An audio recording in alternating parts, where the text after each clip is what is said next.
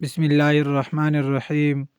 ناظرین، حضرت علی نے فرمایا، لوگوں کے سامنے اپنی مشکلات بیان نہ کرو، اللہ سے اپنی باتیں کہو، وہ تمہیں سمجھتا ہے اور تمہارے دل کی بات جانتا ہے۔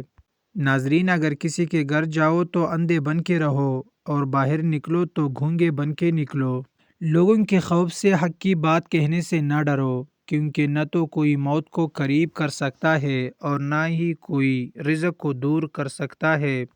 جو شخص اپنی مفلسی اور فقیری کا اظہار کرتا ہے، در حقیقت وہ اپنے آپ کو ذلیل کرتا ہے۔ بہترین ہم سفر کی سب سے بڑی خاصیت یہ ہے کہ وہ آپ سے اختلاف اور ناراضگی کے باوجود بھی آپ کا خیال رکھنا اور فکر کرنا نہیں چھوڑتا، اور کبھی غم نہ کرنا کہ دنیا آپ کے ساتھ نہیں، بلکہ خوش ہونا کہ دنیا کا مالک آپ کے ساتھ ہے۔ اس سوچ کے ساتھ زندگی میں آگے بڑھو کہ اللہ نے یقیناً بہترین ہی سوچا ہوگا۔ وہ جگہ چھوڑ دو جہاں تمہارے احساس اور تمہارے الفاظ کی قدر نہ ہو، پھر چاہے وہ کسی کا گھر ہو یا کسی کا دل۔ کسی کے خلوص اور پیار کو اس کی بیوقوفی نہ سمجھو، ورنہ کسی دن تم خلوص اور پیار تلاش کرو گے اور لوگ تمہیں بیوقوف سمجھیں گے۔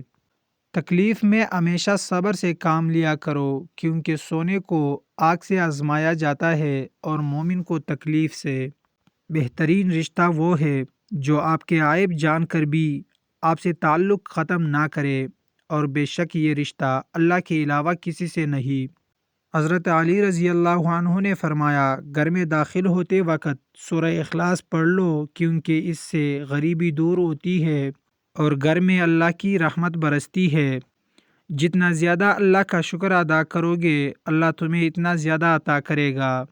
خوبصورت چہرہ بھی بوڑھا ہو جاتا ہے، پرکشش جسم بھی ایک دن ڈل جاتا ہے، ایک اچھا انسان ہمیشہ اچھا ہی رہتا ہے۔